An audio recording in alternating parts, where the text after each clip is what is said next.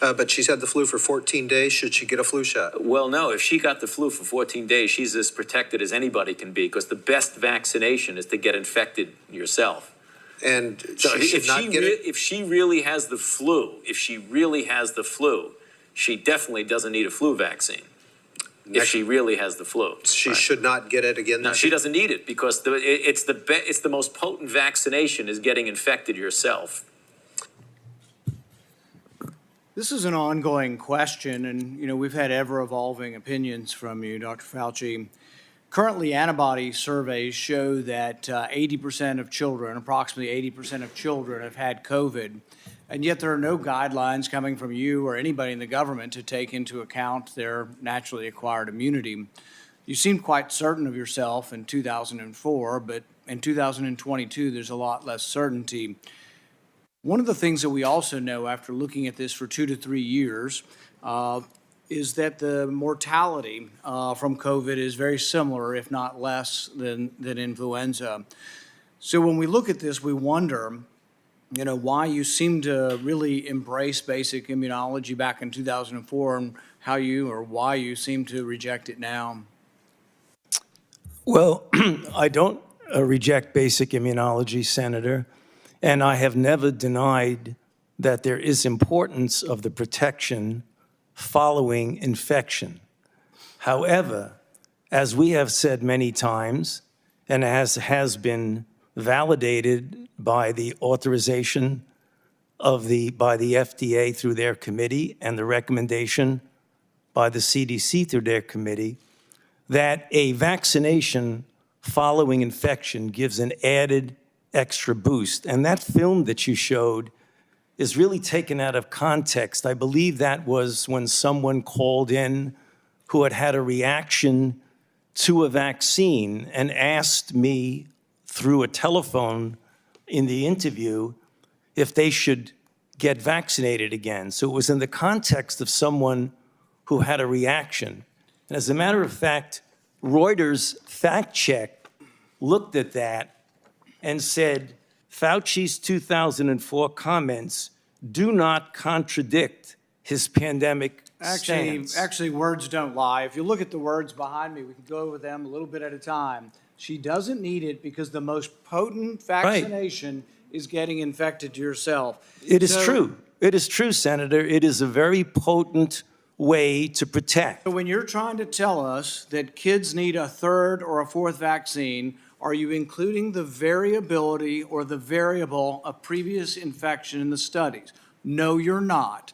Because when you have approved vaccines in recent times, and the committees that have approved it for children don't report anything on hospitalization or death or transmission. They only report that if you give them the jab, they'll make antibodies. And you can give kids hundreds of jabs and they'll make antibodies every time, but that does not prove efficacy. So what you're doing is denying the very fundamental premise of immunology that previous infection does provide some sort of immunity. It's not in any of your studies. Almost none of your studies from the CDC or from the government have the variable of whether or not you've been previously infected. So let's look at adults. I've had 3 infections. Should I get a 4th one? If you're going to measure whether I get a 4th one, you need a category that has a 4th one in it, and you need one that has nothing in it, no vaccine or the 4th vaccine.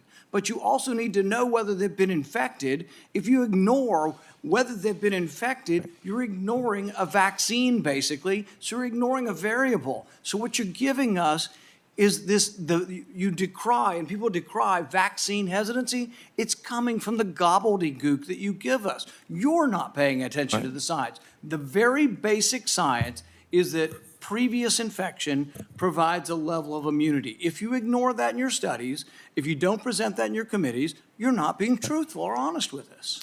Senator, if I might respond, I have never, ever denied fundamental immunology. In fact, I wrote the chapter in the textbook of medicine on fundamental immunology. Any of the guidelines for vaccines, do any of the guidelines for vaccines from the government include previous infection as something to base your decision-making on with vaccines? Do any of the guidelines involve previous infection?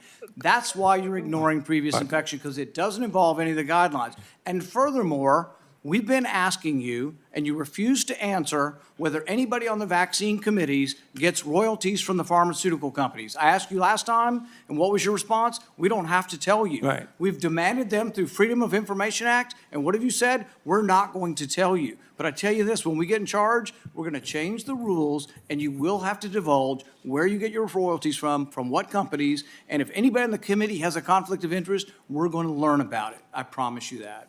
Mr. Chair, can I respond to that, please? May. Okay, there are two aspects for what you said. You keep saying you approve, you do this, you do that. The committees that give the approval are FDA through their advisory committee. The committees that recommend are CDC through their advisory committee. And you keep saying, I'm the one that's approving a vaccine based on certain data. So I don't really understand, with all due respect, Senator. You're the and one that said you would not reveal what companies gave you royalties or what company gave the other scientists royalties. Gotta move That's on. what you told the committee. Senator Paul, Sir, you gotta move on. Could I please answer that? Briefly, You yes. keep asking committees. They're not my committees. They're the VRPAC committee for the FDA and the ACIP for the CDC. So I don't have any idea what goes on And they with won't the... reveal, as well as you won't reveal Okay, what we're companies gonna you got. move on. We're over time. Senator Paul, you're over. Everyone is over a little bit. I just want to make sure we keep on time here. For the record, I know Chair Murray and previous chairs of this committee of both parties